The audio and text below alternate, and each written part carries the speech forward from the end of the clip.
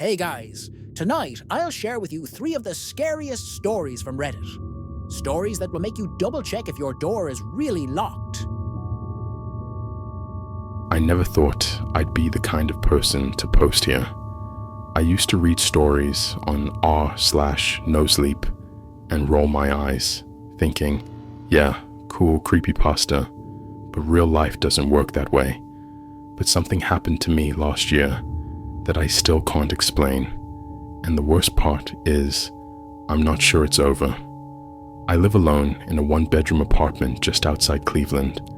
It's not a nice area, but it's cheap, and I work nights, so I don't spend much time there anyway.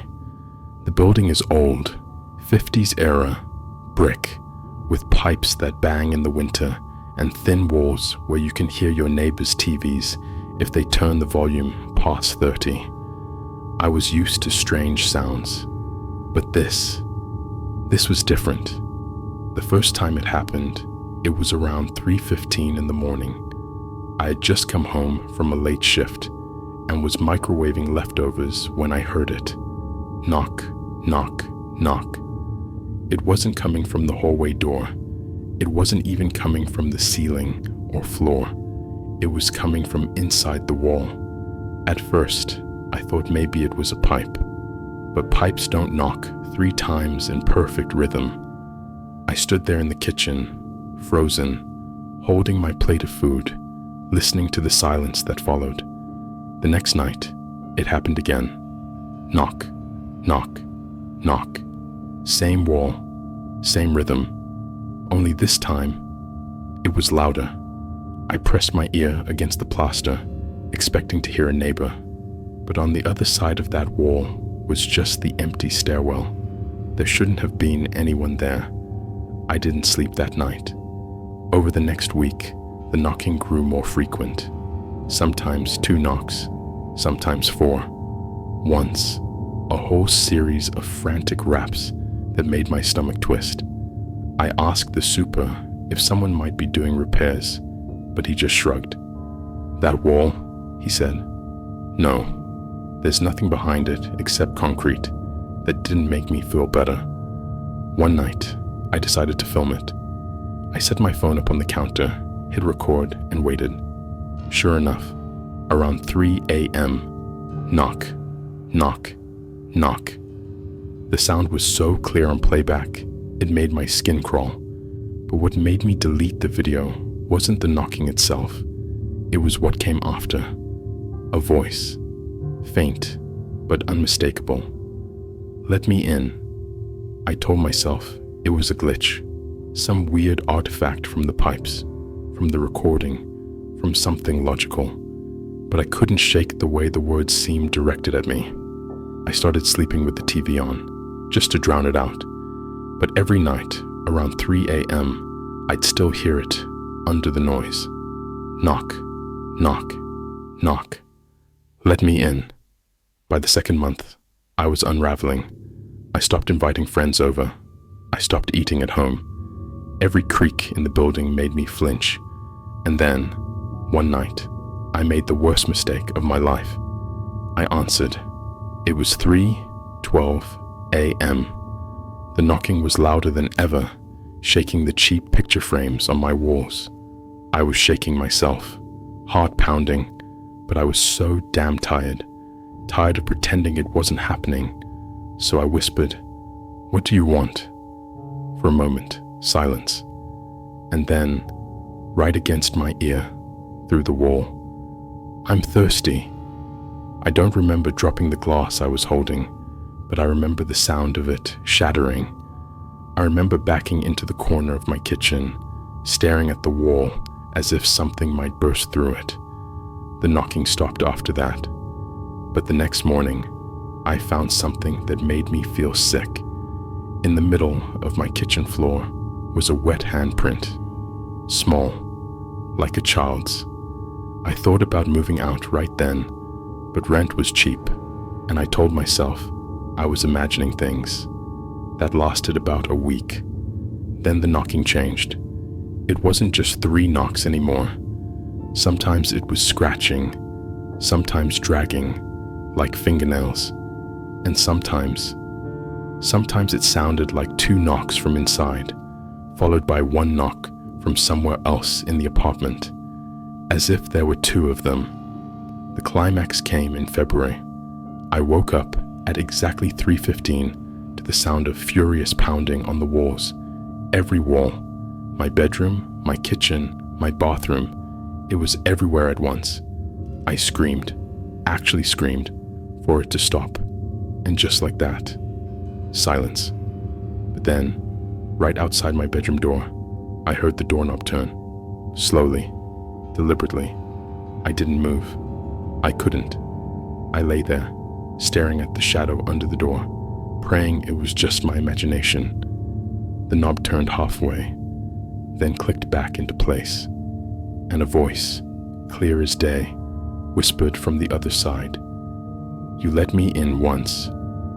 Don't lock me out again." I moved out the next week. I don't care that I broke the lease or that I'm in debt now. I couldn't stay another night in that place. But here's the part that keeps me up now. I live in a brand new building, miles away. Clean walls, solid concrete, no history. And last night, at 3:15 a.m., I heard it again. Knock, knock, knock. This time, it came from the inside of my closet.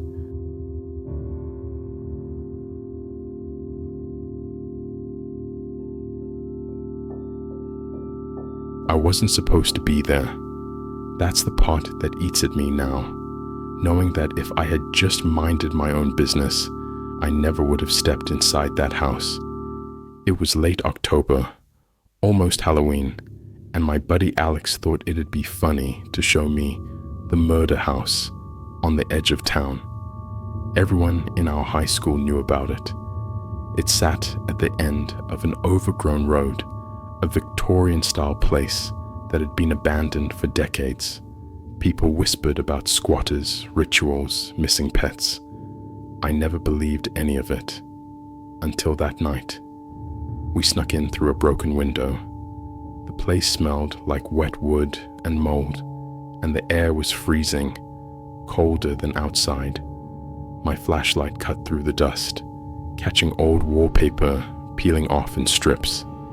I remember whispering, "This place feels wrong," and Alex just laughed, stomping around like he owned the place. That's when we heard it. Footsteps, upstairs. At first, I thought it was just the house settling, but no, the sound was too distinct. Heavy, slow steps, moving from one side of the upstairs hallway to the other. Alex froze. "Probably raccoons," he muttered, but his voice didn't sound convincing. We should have left right then. Instead, he dared me to check it out. And because I was a dumb 17-year-old trying to act tough, I agreed. The staircase groaned under my weight. The air smelled worse up there, like iron and rot. I shined my flashlight down the hall and saw 4 doors. 3 were closed. 1 stood open, just a crack. "Hello?" I whispered, my voice trembling. And then, the door creaked open wider. I swear to God, I saw someone standing inside that room. A tall shadow, wrong in shape, like its limbs bent the wrong way. My flashlight flickered, and when it steadied, the room was empty. "See anything?" Alex called from downstairs. I was about to answer when the door slammed shut. So hard the floor vibrated. I bolted down the stairs, dragging Alex with me. "We're leaving, man. Now." But the front door we came through, it was closed, locked. I tried the handle, shoved with my shoulder. Nothing. The wood didn't even budge. Behind us, the footsteps started again. Only this time, they weren't upstairs. They were on the staircase. We ran into the kitchen, searching for another way out. That's when I noticed something that made my stomach turn. Every window was boarded from the inside. Whoever had locked this place up didn't want things getting out. Alex cursed, under his breath, yanking at a piece of plywood. That's when I heard whispering. Not from him, not from me, from the walls.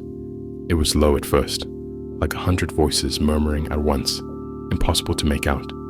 Then, clear as day, a single voice cut through. "Stay." Alex backed away, pale as a sheet. "We need to hide," he said.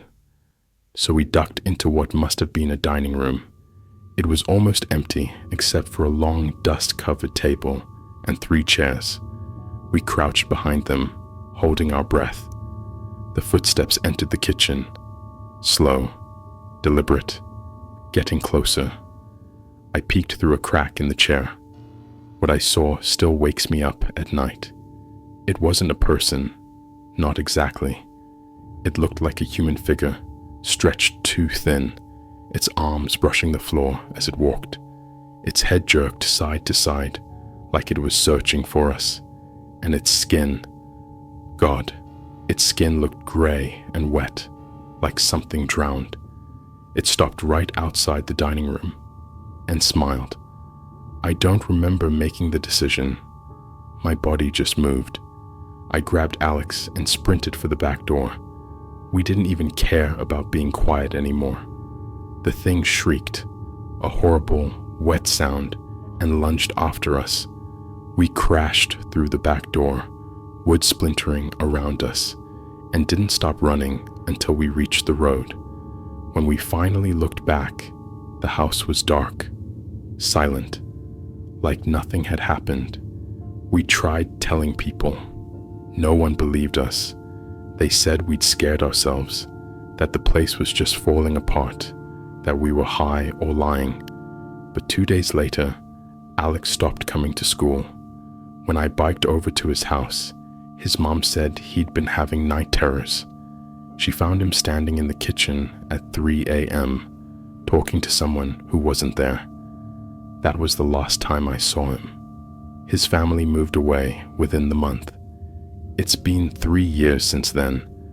I don't talk about it much. I try not to think about that smile, those arms dragging on the floor. But here's the thing.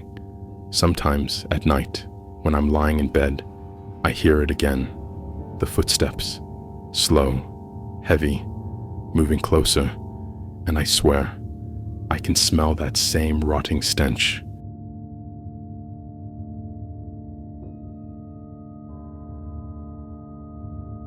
I didn't believe in horror stories about working the graveyard shift until it happened to me. I was 22 when I got stuck working nights at a McDonald's's off a deserted stretch of highway in Arizona. The store was one of those 24/7 locations built in the middle of nowhere to catch long-haul truckers. No gas stations, no houses, just miles of desert in every direction. Most nights were the same. A trickle of truckers, maybe a drunk college kid who took the wrong exit, but usually hours of silence broken only by the buzz of the fryers and fluorescent lights. It was just me and Carla on shift that night. She worked the grill. I handled register and drive-through. By 2:30 a.m., we hadn't seen a car in over an hour. I was leaning against the counter, scrolling my phone, when the drive-through headset crackled to life. At first, I thought it was static. Then I realized it was a voice. Open. It was low, drawn out, bubbling like it was coming through water. Sorry, could you repeat that? I said. Silence. Then, after a long pause, hungry. The word oozed through the headset, thick and wet. My skin prickled. I checked the cameras. Drive-through lane was empty. Probably interference, Carla muttered, though she didn't sound convinced. I tried to shake it off, but 5 minutes later, headlights appeared in the distance, rolling slowly toward the speaker box.